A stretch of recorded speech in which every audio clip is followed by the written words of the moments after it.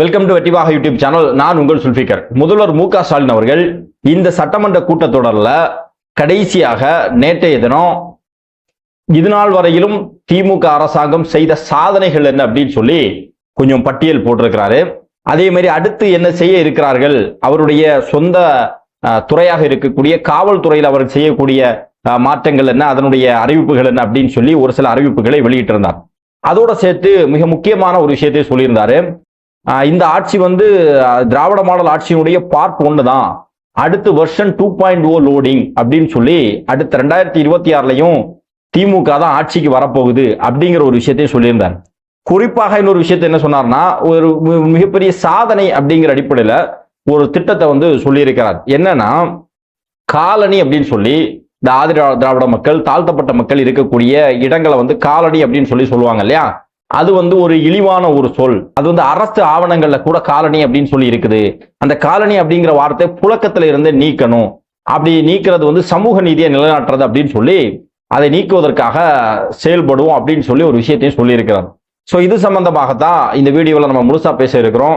உண்மையிலேயே தமிழக அரசு கடந்த 4 வருஷத்துல மு.க. ஸ்டாலின் நம்முடைய முதல்வர் சொன்னது மாதிரி அந்த அளவுக்கு சாதனைகள் செய்திருக்கிறார்களா, இல்ல தமிழ்நாடு வேதனையில இருந்திருக்கிறதா அப்படிங்கறத தான் இந்த வீடியோல நம்ம தெளிவா பார்க்க இருக்கிறோம். இந்த வெட்டிவாக யூடியூப் சேனலை சப்ஸ்கிரைப் பண்ணாம பாக்குறவங்க சப்ஸ்கிரைப் பண்ணிக்கோங்க, பெல் பட்டனை கிளிக் பண்ணி வச்சுக்கோங்க. அப்பதான் நம்ம அடுத்தடுத்து போடக்கூடிய வீடியோக்கள் உங்களுக்கு நோட்டிபிகேஷன்ல வரும்.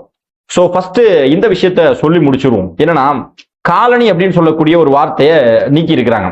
பொது புழக்கத்துல இருந்து காலனி அப்படின்னு சொல்லக்கூடிய வார்த்தையை நீக்கி இருக்காங்க. உண்மையிலேயே காலனி அந்த பகுதியில் இருக்கக்கூடிய மக்கள் இழிவாக பார்க்கிறார்கள். தீண்டாமை அவர்களுக்கு கடைபிடிக்கப்படுகிறது. இது ஒரு இழிவான சொல் அப்படிங்கிறதுல எந்த விதமான மாற்று கருத்தும் அல்ல. அதை மாற்றுவதற்கு இவர்கள் எடுக்கக்கூடிய முயற்சி அப்படிங்கிறது நிச்சயமாக பாராட்டக்கூடியது. அதுல வாழ்த்துக்கள், அதுல எந்த விதமான மாற்று கருத்தும் நமக்கு கிடையாது. ஆனா காலனி அப்படின்னு சொல்லக்கூடிய இந்த வார்த்தையை மட்டுமே புழக்கத்திலிருந்து மாற்றி விட்டால் இங்க இருக்கக்கூடிய ஏற்றத்தாழ்வுகள் குறைந்து விடுமா?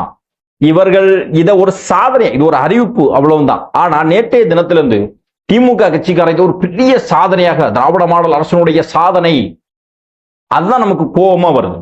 திராவிட மாடல் அரசுடைய சாதனை எப்படி பேருக்கு பின்னாடி இருக்கக்கூடிய சாதி பெயர்களை துறப்பதற்கு இந்த திராவிடம் நின்னதோ, அதே மாதிரி இன்றைக்கு ஊர் பேர்ல இருக்கக்கூடிய காலனி அப்படிங்கிற பேரை நீக்கிக்கிட்டு சமூக நீதியை நிலைநாட்டி விட்டார்கள் அப்படின்னு சொல்லி புலங்காயுதம் அடைந்து கொண்டிருக்கிறார்கள். மிக சந்தோஷத்துல குதிக்கிறானுங்க. ஏதோ திமுக பெரிய சாதனைய செஞ்சது மாதிரி திமுகவினுடைய இணையதள ஊப்பிகள், திமுகவுடைய கொத்தடிமைகள் பெரிய அளவுல பரப்பிக்கிட்டு இருக்காங்க. சோ அவங்க கிட்ட தான் நம்ம ஒரு விஷயத்த சொல்ல இருக்கிறோம்.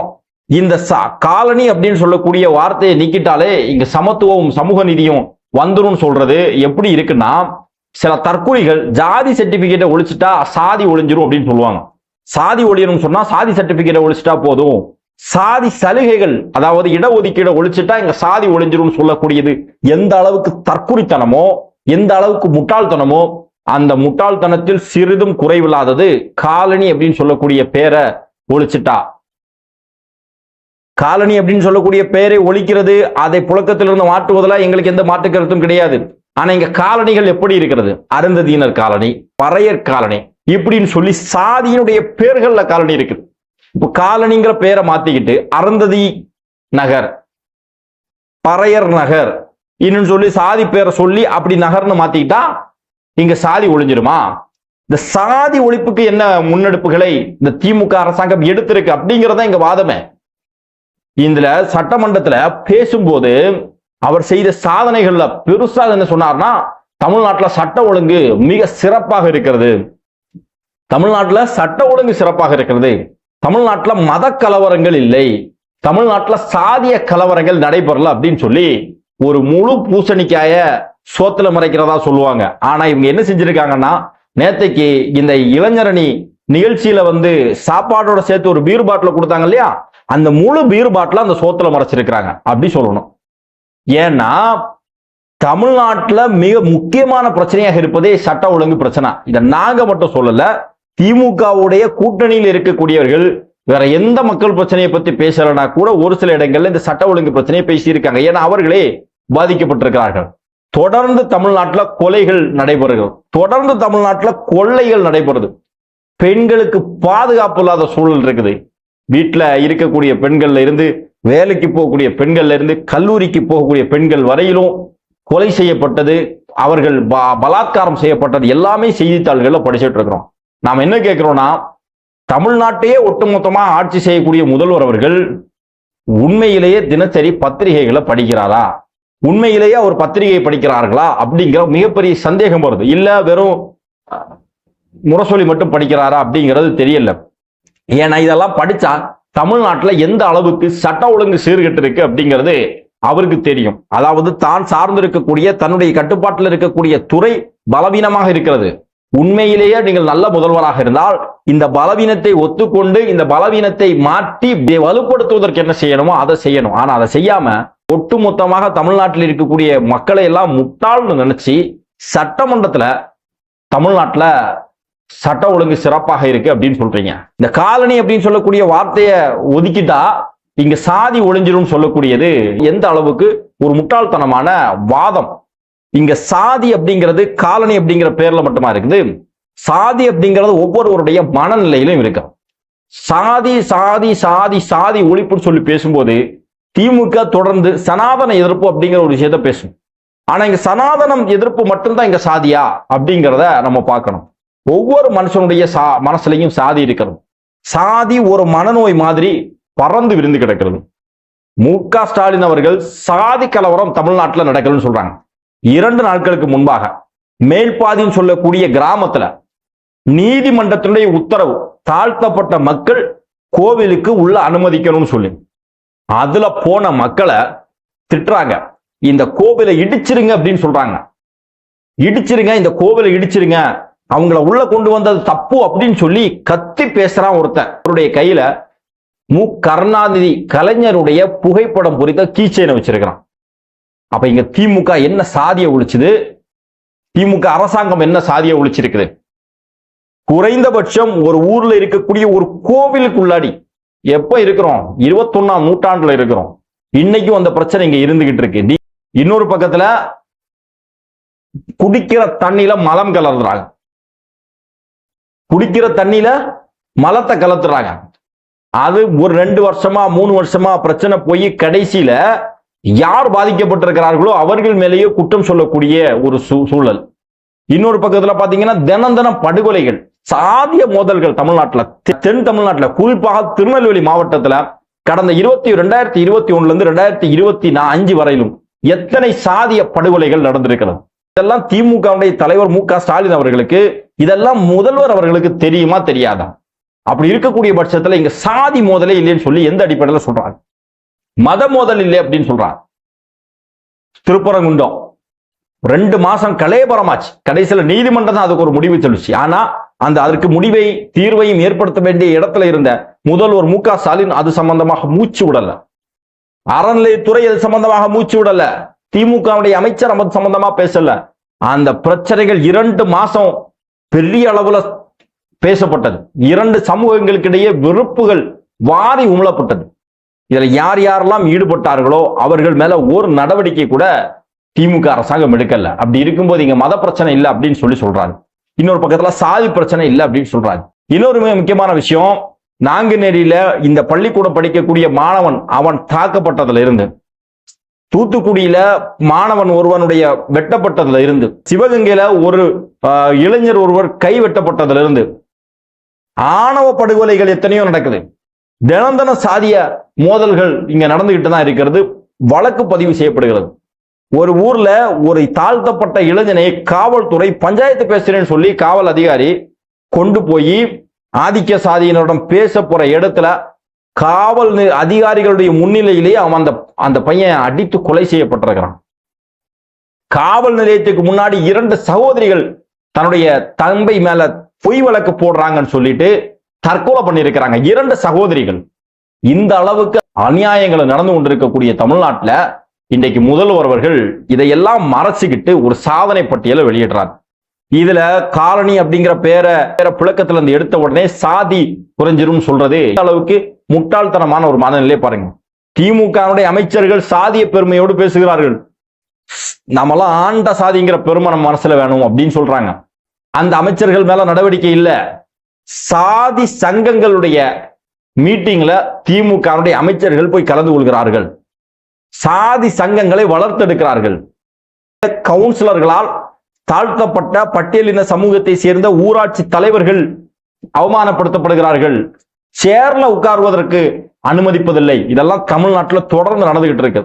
இதையெல்லாம் ஒழிப்பதற்கு எந்த நடவடிக்கையும் எடுக்காம வெறும் காலனி அப்படிங்கிற வார்த்தையை புழக்கத்திலிருந்து எடுத்துக்கிட்டா இங்க சாதி ஒளிஞ்சிரும், தீண்டாமை ஒளிஞ்சிரும் சொல்றது எந்த அளவுக்கு மக்களை முட்டாளாக்கக்கூடிய ஒரு செயல் அப்படிங்கிறத மற்றவங்க எல்லாம் புரிஞ்சுக்கிட்டாங்க. திமுக இருக்கக்கூடியவர்கள் முதல்ல புரிந்து கொள்ளுங்கள் அன்பு சகோதரர்களே. சரி, அடுத்து பல சாதனை பட்டியல்களை வெளியிட்டு இருக்கிறாங்க. நெல் உற்பத்தின தமிழ்நாடு முதலிடம், கல்வியில தமிழ்நாடு முதலிடம், எக்ஸ்போர்ட்டிங்ல தமிழ்நாடு முதலிடம், மக்களை தேடி மருத்துவம் மூலமாக மருத்துவத்துறையில முதலிடம், ஊட்டச்சத்துல முதலிடம் அப்படின்னு சொல்லி எல்லா துறையிலையும் முதலிடம் சொல்றாங்க. நான் என்ன கேட்கிறேன்னா, எல்லா துறையிலையும் நீங்க முதலிடம் தமிழ்நாடு இருக்குது. இது 2021 இருந்து 2024 வரையிலும் திமுக அரசாங்கம் என்ன சட்டங்களை என்ன திட்டங்களை கொண்டு வந்து இதை முதலிடத்துக்கு கொண்டு வந்திருக்கீங்க, அதை சொல்லணுமா வேண்டாமா? தமிழ்நாடு இயல்பாவே 2021 இவர்கள் ஆட்சிக்கு வருவதற்கு முன்பாகவே தமிழ்நாடு எந்தெந்த துறைகளில் முதலிடம் இருந்ததோ அந்தந்த துறைகளில் தான் இப்ப முதலிடம் அப்படின்னு சொல்றாங்க. அப்ப இது ஆட்சியினுடைய திட்டமா, இது ஆட்சியினுடைய காரணமான்னு கேட்டா கிடையாது. ஒவ்வொரு தனி மனிதனுடைய உழைப்பு. கல்விக்கு தமிழ் சமூகம் முக்கியத்துவம் கொடுக்குது, வேலை செய்வதில் தமிழ் சமூகம் முக்கியத்துவம் கொடுக்குது, அதனால இதுல எல்லாம் வளர்ச்சி அடைந்திருக்கிறது. விவசாயத்துக்கு தமிழ் சமூகம் முக்கியத்துவம் கொடுக்குது, அதனால மற்ற மாநிலங்களை கம்பேர் பண்ணும்போது தமிழ்நாடு வளர்ந்திருக்கு. ஆனா உண்மையிலேயே திமுக அரசாங்கம் தான் சாதனை செய்திருக்கிறேன்னு சொன்னா எந்தெந்த திட்டங்களை கொண்டு வந்து அதன் மூலமாக சாதனைகள் நடைபெற்றிருக்கிறது. இப்ப கல்வி முதல் இடத்துல நாம இருக்கிறோம், இப்போ இல்ல ஏற்கனவே நம்ம கல்வி முதல் இடத்துல தான் இருக்கிறோம். அப்படின்னா இப்போ அதுல இருந்து கூடுதலாக நம்ம வளர்ச்சி பெற்றிருக்கிறோம் சொன்னா எந்த திட்டத்தை கொண்டு வந்து நாம வளர்ச்சி பெற்றிருக்கிறோம் அப்படிங்கிற பட்டியலை சொல்லணும். அது இல்ல. எக்ஸ்போர்ட்ல, எலக்ட்ரானிக் எக்ஸ்போர்ட்ல நாம முதல் இடத்துல இருக்கிறோம்னு சொல்லக்கூடிய முதல்வர் அவர்கள் எலக்ட்ரானிக் எக்ஸ்போர்ட் நம்ம முதலிடத்துல வர்றதுக்கு என்ன திட்டத்தை கொண்டு வந்திருக்கிறோம், எந்த கம்பெனியை நம்ம இங்க நிறுவி இருக்கிறோம், எந்த கம்பெனி மூலமாக இங்க எக்ஸ்போர்ட் பிசினஸ் அதிகமா இருக்கிறது, எலக்ட்ரானிக்ஸ் பொருள்னா என்ன பொருள் அதிகமா இருக்கிறது, கம்ப்யூட்டரா, மொபைலா, மொபைல் அக்சசரிஸா, இதுல எது அதிகமா இருக்கு அப்படிங்கிறத வெளிப்படுத்தணுமா வேண்டாமா? அது கிடையாது. பொதுவாக இயல்பாக ஏற்கனவே தமிழ்நாடு எந்தெந்த துறைகளில முதலிடம் பெற்றிருக்கிறதோ யார் யார் அதுக்கு எல்லாரும் காரணம் இருந்திருக்கிறார்கள். காமராஜருடைய காலத்திலிருந்தே, அண்ணாவுடைய காலத்திலிருந்தே, கலைஞருடைய காலத்திலிருந்து, எம்ஜிஆர் காலத்திலிருந்து, ஜெயலலிதா காலத்திலிருந்து, ஏன் மு.க. ஸ்டாலின் அவருடைய காலம் தொட்டு எல்லா காலத்திலையுமே நடந்த சாதனைகள் தான் இது எல்லாமே. எல்லாருடைய கிரெடிட்டையும் ஒட்டுமொத்தமாக ஏதோ 4 வருஷத்துக்கு முன்னாடி தமிழ்நாடு ஒட்டுமொத்தமாக இருண்ட நாடாக இருந்தது மாதிரியும் இவங்க 2021 ஆட்சிக்கு வந்ததுக்கு அப்புறம் தான் தமிழ்நாடு ஒட்டுமொத்தமாக எல்லா துறைகளிலையும் வளர்ந்தது மாதிரி ஒரு பொய்யான பிம்பத்தை கட்டமைப்பதற்கு முதல்வர் அவர்கள் முயற்சி செய்திருக்கிறார்கள். ஆனா பருப்பு வேகல்ல. அதான் இங்க மிக முக்கியமான விஷயம். இவங்க சட்டமன்றத்தில் ஒரு 3/4 மணி நேரம் பயங்கரமா பேசி சாதனைகள் எல்லாம் வெளியிட்டாங்க. இது சம்பந்தமா வெளியே ஒருத்தம் பேசல. நேற்றைக்கு அரசு ஊழியர்களுக்கு பல திட்டங்களை வழங்கி இருக்கிறார்கள். 4 வருஷமா அவனை போராட வச்சு நடு தெருவுக்கு வர வச்சு அவனுக்கு கொடுத்த வாக்குறுதியை நிறைவேற்றாம இப்போ தேர்தல் அடுத்த வருஷம் நெருங்கக்கூடிய நேரத்துல ஒரு சில வெட்டு விளம்பரங்களையும் வெட்டு அறிக்கைகளையும் எல்லா துறைகளிலும் செஞ்சுக்கிட்டு இருக்கிறாரு முதல்வர் அவர்கள். அதே மாதிரிதான் நேற்றைக்கு சட்டமன்றத்துல இவர்கள் அறிவித்த இந்த சாதனை பட்டியல் அப்படிங்கிறது. சுந்தரராஜன் ஒரு படத்துல ஒரு பேப்பரை கொடுத்துட்டு அதுல ஒண்ணு இல்ல கீழே போட்டுருன்னு சொல்லுவாங்க இல்லையா, அதே மாதிரிதான் இருக்கு இவருடைய சாதனை பட்டியல். இப்படி சொல்றதுக்கு சாதனை பட்டியல்ல இதை நாங்க செஞ்சிட்டோம் அப்படின்னு சொல்லி ஆதாரபூர்வமாக சொல்றதுக்கு ஒன்றும் இல்லாத காரணத்தினால பழைய விஷயங்களை எடுத்து சொல்றாங்க. அதோடு சேர்த்து இந்த காலனி அப்படிங்கிற ஒரு விஷயத்தை, ஏன்னா தமிழ்நாட்டில் சாதிய பிரச்சனை மிக முக்கியமானதாக இருக்கிறது, மிக முக்கிய பிரச்சனையாக கருதப்படுகிறது. அப்ப ஏதாவது ஒன்று சொல்லணுமே. இப்ப கலைஞர் சமத்துவபுரம் அப்படின்னு சொல்லி ஒரு விஷயத்தை கொண்டு வந்தார். உண்மையிலே ஒரு சிறந்த சாதனையான திட்டம், அதை நம்ம ஏத்துக்கிறோம்.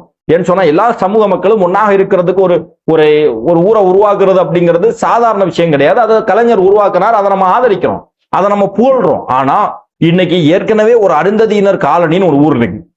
அந்த ஊருக்கு காலனி அப்படிங்கிற பெயரை எடுத்துக்கிட்டு அருந்ததியினர் நகர்னு சொல்லி மாத்திக்கிட்டா, அல்லது வேற ஏதாவது ஒரு பேர்ல பெரியார் நகரோ அண்ணா நகரோ அம்பேத்கர் நகர்னோ அதை மாத்திட்டா சாதி ஒழிஞ்சிருமா? அப்ப சாதி ஒழியாது. சாதி ஒழியணும் அப்படின்னு சொன்னா சாதிய வன்கொடுமைகளுக்கு எதிராக கடுமையான சட்டங்கள் வரணும். மக்களை பிராக்டிஸ் பண்ண வைக்கணும். சாதி அப்படிங்கிறது ஒரு மனநோய் அப்படின்னு சொல்லி அவர்களுக்கு புரிய வச்சு சாதி பாகுபாடுகளை களையணும். சாதி பார்த்து ஆட்சி அதிகாரத்துக்கு வருவதை ஒழிக்கணும். இவன் தன்னுடைய சாதிக்காரனுடைய செல்வாக்கு எனக்கு வேணும் அப்படிங்கிறதுக்காக மறைமுகமாக இந்த அரசியல்வாதிகள் சாதிய சங்கங்களை வளர்த்தெடுப்பதை ஒழிக்கணும். இப்படி எல்லாம் ஒழிச்சாதான் சாதி ஒழியும். அதை விட்டுக்கிட்டு காலனி அப்படின்னு சொல்லக்கூடிய ஒரு வார்த்தையை சொன்னா சாதி ஒழியாது. இது தமிழ்நாட்டில் இருக்கக்கூடிய எல்லாருக்குமே தெரியும். அப்போ இதையும் ஏதோ பெரிய சாதனையை செஞ்சது மாதிரி திமுக அரசாங்கம் இருந்து உருட்டிக்கிட்டு இருக்கு. நிச்சயமாக மக்கள் மத்தியில இதெல்லாம் எடுபட போறதில்ல. நீங்க ஒரு கனவு கண்டுட்டு இருக்கீங்களே, 2026லயும் நாங்க தான் 2.0 லோடிங் சொல்றீங்கல்ல, வாய்ப்பு இல்ல ராஜா, வாய்ப்பே இல்லை. தமிழ்நாட்டில் இன்னைக்கு நீங்க செய்யக்கூடிய அயோக்கியத்தனத்தை வீதி வீதியாக தெரு தெருவாக மக்கள் மத்தியில கொண்டு செல்வதற்கு எங்களை மாதிரி லட்சக்கணக்கான இளைஞர்கள் அரசியலுக்கு வந்திருக்கலாம். அரசியல் அற்றவர்கள் இன்றைக்கு அரசியல் மயமாக்கப்பட்டு அவர்களுக்கு அரசியல் அறிவு ஊட்டப்பட்டு அவர்கள் மூலமாக மக்களுக்கு விழிப்புணர்வு ஏற்படுத்தக்கூடிய வேலையில நாங்க இறங்கி இருக்க நேரத்துல உங்களுடைய இந்த கபட நாடகங்கள் நிச்சயமாக எடுபடாது. நீங்க சொன்ன சாதனைகள்ல உங்களுடைய திமுக அமைச்சர்கள் செய்த அயோக்கியத்தனத்தினுடைய சாதனை வரல. நீங்க கடந்த தேர்தல்ல கொடுத்த வாக்குறுதிகளை நிறைவேற்றாத அந்த சாதனை வரல. சாராயம் டாஸ்மாகில் அடிச்ச ஊழல் அந்த சாதனைகள் அதுல நீங்க சொல்லல. இன்னும் சொல்ல போனா பால் விலையை ஏத்துனது, மக்களுடைய விலைவாசியை ஏத்துனது, அந்த சாதனை வரல. அதே மாதிரி இபி பில்லை ஏத்துனது, இப்படி மக்கள் தினம் தினம் என்னென்ன துன்பத்துக்கு உள்ளாகிறார்களோ அது அத்தனைக்கும் காரணமாக இருந்த சாதனைய முதல்வர் மு.க. ஸ்டாலின் சொல்லல. நீங்க சொல்ல மறந்திருப்பீங்க. ஆனா நாங்க சும்மா விட மாட்டோம். மக்கள் மத்தியில கொண்டு செல்வதற்கு தயாராக இருக்கிறோம். அன்பார்ந்த சகோதரர்களே, திமுக அரசாங்கம் இன்னும் என்னென்ன சாதனைகளை செஞ்சிருக்கு அப்படிங்கிறத கமெண்ட் பாக்ஸ்ல பதிவு பண்ணுங்க. இந்த வீடியோ சம்பந்தமாக உங்களுடைய கருத்துக்களை பதிவு செய்யுங்கள். நன்றி.